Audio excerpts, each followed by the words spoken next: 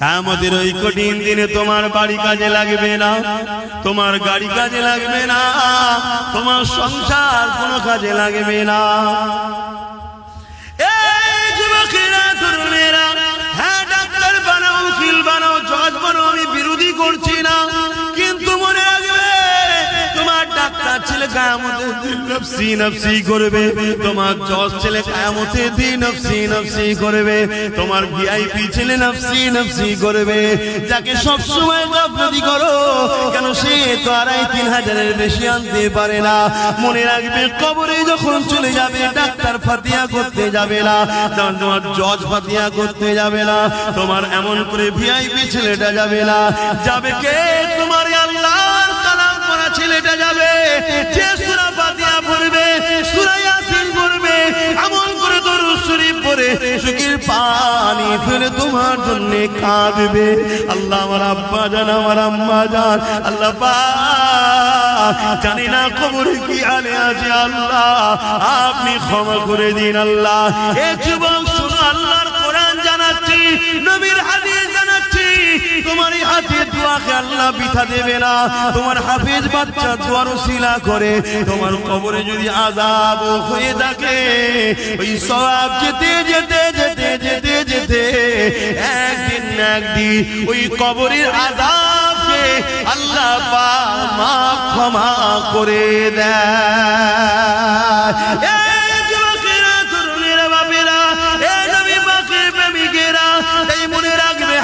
তৈরি করো, আলেম তৈরি করো, কেন কিয়ামতের দিনেতে এদের সাথে হাসর নাসর হবে। নবী আমার বুখারীর মধ্যে জানিয়ে দিলে, এই দুনিয়ার মানুষেরা আলমারু মা মান হাব্বা, দুনিয়ায় যে যাকে ভালোবাসবে সে তার সঙ্গে হাসর নাসর হবে। এই কোরআনকে মহব্বত করো, কোরআনকে পিয়ার করো।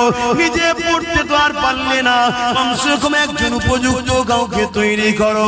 সেটা যদি নিজের বাচ্চা হয় আর উত্তম, নিজের বাচ্চা যদি না পারো, অন্যের বাচ্চা হচ্ছে তো কি হয়েছে, সে তো আমারই নবীরই একটা উম্মতেরই সন্তান, আমারই একটা নবীর উম্মতেরই তো বাচ্চা। সে যদি কোরআনের হাফেজ হয়, তার সঙ্গে আমার রক্তের কোনো প্রয়োজন নাই, কেন রক্তের সম্পর্ক নিঃশ্বাস পর্যন্ত, ইমানের সম্পর্ক আল্লাহর জান্নাত পর্যন্ত। রক্তের সম্পর্কে ঝগড়া হয়, রক্তের সম্পর্কে লেনদেন মারপিট হয়, রক্তের সম্পর্কে জমি জায়গার ভাগ বন্টন হয়, রক্তের সম্পর্কে ফিতনা বাজার হয়, কিন্তু ইমানের সম্পর্কে কোনোদিন ঝগড়া হয় না, মারপিট হয় না। ইমানের সম্পর্কটা এমন সম্পর্ক, যদিও কোনো দিকে তোমার একটু খাদ হয়ে ধরা পড়ে যা, তোমার ইমানের সম্পর্কের ভাইটা কিয়ামতের দিনে তোমার হাতটা ধরে আল্লাহর জান্নাতে নিয়ে যাবে। আরো জোরে বলুন সুবহান। এই যুবকেরা, তরুণেরা, আরেকটা কথা বলি শোনো, কিয়ামতের দিনে যখন আল্লাহ বিচারের দিন করবে, ওই দিনে কোরআনকে আল্লাহ সুন্দর করে সাজাবে। দুনিয়ায় যে ছাপা কোরআন রয়েছে, এটা নয়, লাউহে মাহফুজে যেটা রয়েছে, সেই লাউহে মাহফুজের মধ্যে যা লেখা আছে, ওই লেখা কিন্তু এই কোরআনের মধ্যেই রয়েছে। 27 বছর ধরে আমার নবীর উপরে একটার পর একটা বার, একটার পর একটা করে এইভাবে নবী পাক সাল্লাল্লাহু উপরে এসেছে। এই যুবকেরা, তরুণীরা, বাপেরা, কিন্তু এটা সেই কোরআনেরই অংশ ছাপা, কিন্তু অরিজিনাল যেটা লাউহে মাহফুজে রক্ষিত রয়েছে, ওইটাকে আল্লাহ সুন্দর করে সাজাবে, তাকে চলার ক্ষমতা দেবে, সে আল্লাহর আরশে আজিমে নিচে চলতে থাকবে। আল্লাহ পাক তাকে জিজ্ঞাসা করবে, আমার কালামুল্লাহ, আজ কি আপনি কিছু চাইবেন আমার কাছে?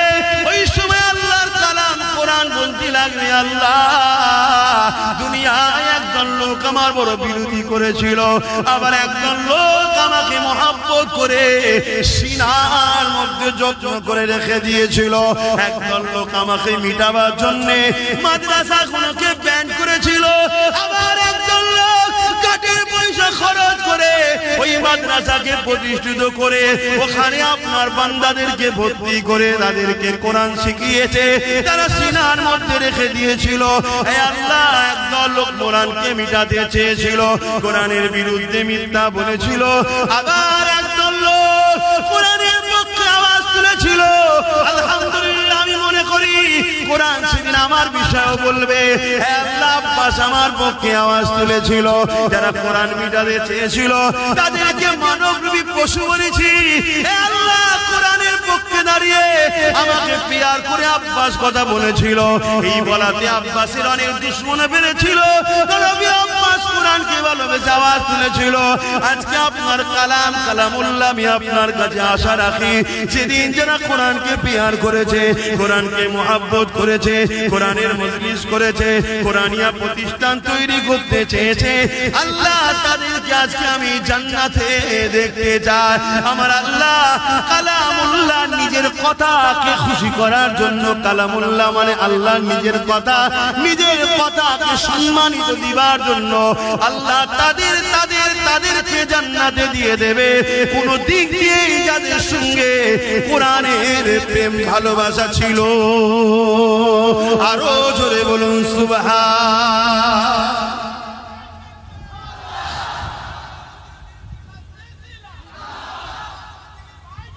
ভাইরা আমার, তাহলে কোরআনের জন্য আমরা আছি না নাই? হাত তুলে বলুন আছি না নাই? আজ তো একদল লোক কোরআনকে পিটাবার জন্য উঠে পড়ে লেগেছে। আমরা কোরআনের পক্ষে দাঁড়াতে আছি না নাই? আজ আমি হাফেজ হওয়ার বয়স নাই, আপনাদের হাফেজ হওয়ার বয়স নেই, কিন্তু আমাদের নিউ জেনারেশন গুলোকে হাফেজ সাহেব কোরআনের মুখস্থ করা, কোরআনের প্রেমিক বানাবার দরকার আছে না নাই? হাত তুলে সাক্ষী দেন আল্লাহ আমরা কোরআনের পক্ষে। সবাই বলুন আল্লাহ আমরা কোরআনের পক্ষে।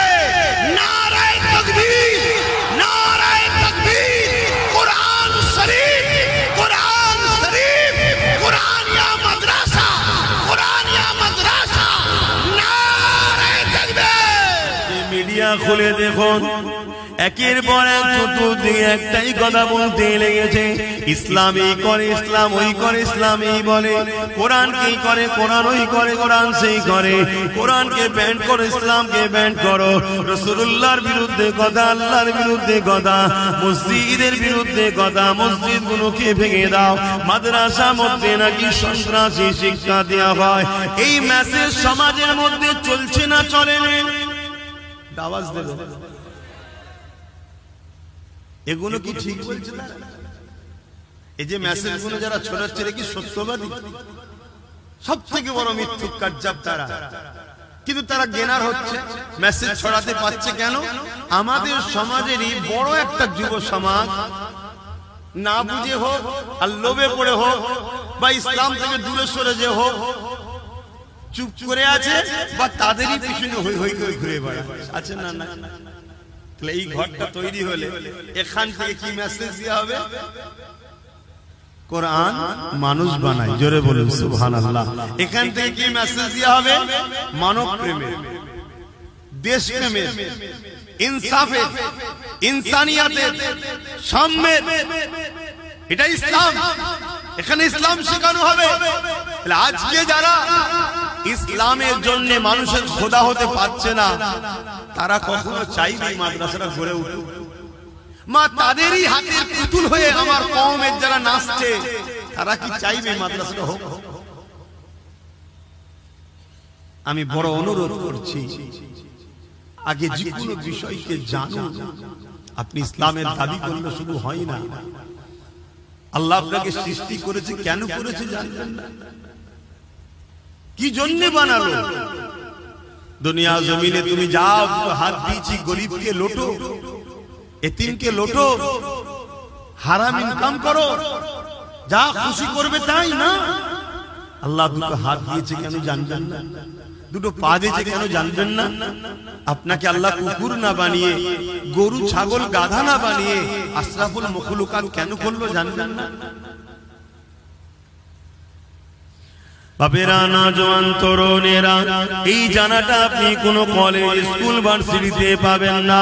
আপনি ডাক্তার হতে পারবেন, আপনি ইঞ্জিনিয়ার হতে পারবেন, আপনি জজ হতে পারবেন, আপনি পুলিশ হতে পারবেন, আপনি বড় বড় পলিটিক্যাল সায়েন্স পড়ে রাজনীতিবিদ হতে পারবেন, কিন্তু আপনার উত্তম আখলাক, উত্তম চরিত্র ওখান থেকে পাবেন না। যে জন্য আল্লাহ সৃষ্টি করেছে, উত্তম আদর্শওয়ালা মানুষ হতে গেলে ওই শিক্ষা না খেয়ে কোরআনের শিক্ষা নিতে হবে। কেননা দুনিয়া জমিনে কোরআন এমন একটা কিতাব, জালিকাল কিতাব লা রাইবা ফি, এর মধ্যে ভুল তো দূরের কথা, এর মধ্যে কোনো সন্দেহ নাই। আপনি জানেন কি জানি না, পৃথিবীর বুকে কয়েক মিলিয়ন বিলিয়ন কোটি ডলার টাকা খরচ করে করে প্রতি বছরে কোরআনের রিসার্চ করতে চলেছে। দুই কারণে রিসার্চ হতে লেগেছে, এক কোরআনের ভুলবার করার জন্য, আর এক কারণটা হলো কোরআনের মধ্যে জমিনের তলার গোপন রহস্য রয়েছে, কোরআনের মধ্যে প্লেন আবিষ্কারের রহস্য রয়েছে, কোরআনের মধ্যে সায়েন্স রয়েছে, ম্যাথমেটিক্স রয়েছে, কোরআনের মধ্যে দর্শন রয়েছে, ফিলোসফি রয়েছে, কোরআনের মধ্যে আপনি টেকনিক্যাল বিজনেস সব কিছু রয়েছে। এই কোরআন থেকে বিশ্ব গবেষণা করে তারা আসমানে চলে যাচ্ছে, চাঁদে চলে যাচ্ছে, সেই জন্য তারা রিসার্চ করতে লেগেছে। আর এক কারণে রিসার্চ হতে লেগেছে, এই কোরআন মানুষকে হিদায়াতের রাস্তা দেখায়, সত্যের রাস্তা দেখায়। এই মানুষের খোদা যারা হতে চাইছে, যারা কোরআনকে মিথ্যা প্রমাণ করতে পারলে, তাহলে দুনিয়া জমিনে কোরআনকে কেসের মাধ্যমে বন্ধ করে দেবে। কিন্তু আল্লাহ শুকরিয়া আদায় করে বলি, ১,৫০০ বছর ধরে দুনিয়ার হাজারো জালিম চেষ্টা করছে, হাজারো মানবরূপী পশু চেষ্টা করছে, তারা চেষ্টা করে করে করে করে কেউ কেউ স্বীকার করে নিয়েছে এই কোরআনের মধ্যে ভুল তো দূরের কথা, এই কোরআনের মধ্যে কোনো ভুল তো নাই। ভুল একটা পেয়েছি রিসার্চ করতে গিয়ে, ওটা আমার মধ্যে, আমি কোরআনকে এখনো না মেনে আছি, এটাই ভুল। তাই তারা দলে দলে ঈমানের কলেমা পড়ে মুসলমান হয়ে যাচ্ছে। আরো জোরে বলুন সুবহান।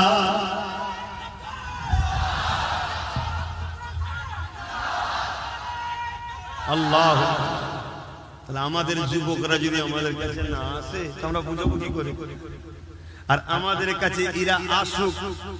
দুনিয়ায় যারা তোমাদের খোদা হতে চাইছে, তারা কখনো চাইবে? কথা বলো, চাইবে না।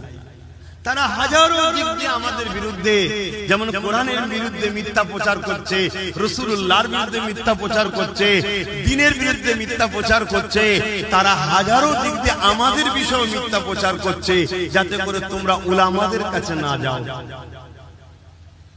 যাতে করে তোমরা মাদ্রাসা মসজিদে দান না করে ফেলো, যাতে করে তোমাদের এখান বা বিভিন্ন জায়গায় মাদ্রাসা না গজিয়ে ওঠে। খুব ভালো করে বোঝো, আমার দেশের উত্তর প্রদেশে 25,000 মাদ্রাসাকে ব্যান করে দেওয়া হয়েছে। জানো কত? 25,000। কারণ কি? জীবনে একটা দেখাতে পারবেন যে মাদ্রাসা থেকে পড়াশোনা করে কোন ছেলে তার মাকে বৃদ্ধাশ্রমে দিয়েছে? কথা বলে। বৃদ্ধাশ্রমটা বিজনেস না, বিজনেস নয়। বৃদ্ধাশ্রম যারা করে, এটা বিজনেস না, বিজনেস নয়। জোরে বলো, বিজনেস। মুসলিম সমাজের মধ্যে যদি কেউ কোন মাকে বৃদ্ধাশ্রমে দিয়েছে, সে কখনো জান্নাত যাওয়া তো দূরের কথা, জান্নাতের খুশবু পাবে না। সে যত বড়ই নামাজি হোক, হাজি হোক, মুফতি হোক, মৌলানা হোক, যাই হোক, ওর মা যদি কোনদিন ওর ব্যবহারে একবার তাম পৃথিবীর মলি সাহেবকে দোয়া করি, ওকে জান্নাতে কেউ ঢুকাতে পারবে না। এই শিক্ষাটা আমরা দিই না, দিই না। এই শিক্ষা যদি দেওয়া হয়, তাহলে বৃদ্ধাশ্রমে মুসলমানদের মায়েরা যাবে কেন? সে ডাক্তার হোক, ইঞ্জিনিয়ার হোক, উকিল হোক, জজ হোক, সিএম হোক, পিএম হোক, ডিএম হোক, জেলার সাহেব হোক, পীর সাহেব হোক, মুফতি হোক, সে বলবো রে সর্বনাশ, মাকে না ভালোবাসলে, বাপকে না ভালোবাসলে এ তো জাহান্নামে যেতে হবে। আমি জেলার সাহেবই হই, মা বাপকে ভালোবাসতে হবে না, হবে না? মা বাপের খেদমত করবে না, করবে না? মা বাপের খেদমত যত মুসলমানরা বাড়াবে, তাহলে বৃদ্ধাশ্রমের লস হবে না, হবে না? কারবার কথা বলছেন না। তারা কখনো চাইবে মাদ্রাসা হোক, তারা কখনো চাইবে আলেম হাফেজরা এই কথা সমাজে শোনার, তারা কখনো চাইবে ইসলাম বড় দরদর করে আরো এগিয়ে যাক? আমার কথা বুঝছেন? বাবেরা, নওজোয়ান তরুণেরা, ইসলাম আমাদেরকে ইনসাফ শিখিয়েছে, ইসলাম আমাদেরকে ইনসানিয়াত শিখিয়েছে, কোরআন আমাদেরকে মানবতা শিখিয়েছে, কোরআন আমাদেরকে ইনসানিয়াত শিখিয়েছে, নূর নবী আমাদেরকে একত্ববাদ আল্লাহ চিনিয়েছে, আমাদের ঘরে নিজেদের মালিককে চিনিয়েছে। এ যুবকেরা, তরুণেরা, বাপেরা, আজকে দুনিয়া জমিনে পৃথিবী জুড়ে উঠে পড়ে লেগেছে মাদ্রাসাগুলোকে শেষ করে দিবার জন্য, কোরআনের বিরুদ্ধে ষড়যন্ত্র করতে লেগেছে, আল্লাহর দ্বীনকে মিটাবার জন্য ষড়যন্ত্র করতে লেগেছে। এটা আজকে নতুন নয়, এর আগেও হয়েছিল।